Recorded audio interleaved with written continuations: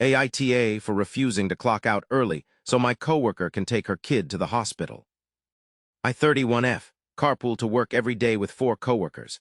We all live about an hour away from the office and have been carpooling ever since they forced us back to full-time in person so that we could share commuting expenses, gas and tolls. One of my coworkers, let's call her S, has a young child who recently got very sick. For the last few days, he's been having constant nosebleeds so bad that he's even gone through an entire roll of toilet paper trying to stop the bleeding.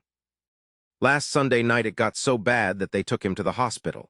On Monday, she still came to work as usual and didn't mention anything about it until we were all driving home. That's when she told us she hadn't asked her boss for time off to take her kid to the hospital because she didn't think she would be allowed. She also said that if she doesn't get him seen soon, he could die. She asked if the next day we could all take her car instead of the usual driver. Let's call him A, and if everyone could clock out at 4:45 instead of 5:30. 5:30 is when A and I normally finish. The other 3 clock out at 5. We told her we'd think about it and would need to clear it with our managers. After talking it over, A and I decided we would just find another ride home so S could leave whenever she needed. The plan was, she would drive her own car to work, we'd all ride with her in the morning, and then in the afternoon A and I would get a ride with someone else so she could go straight home and get her kid to the doctor. When I called her later on that night to explain this plan to her, she got furious.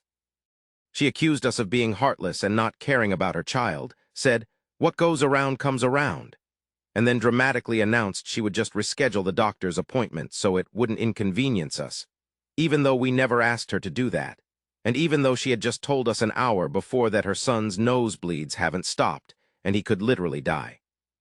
I'm angry because she was the one who originally said she'd take her own car and drop us off so she could go straight home to her kid, and we were totally fine with that plan. But we knew there was no way our managers would let us leave 45 minutes early for someone else's child. And I don't have children, but honestly, if my kid was bleeding that much, I would have called out or left early the day before and taken him to the ER, not shown up to work and dropped the news casually on the commute home.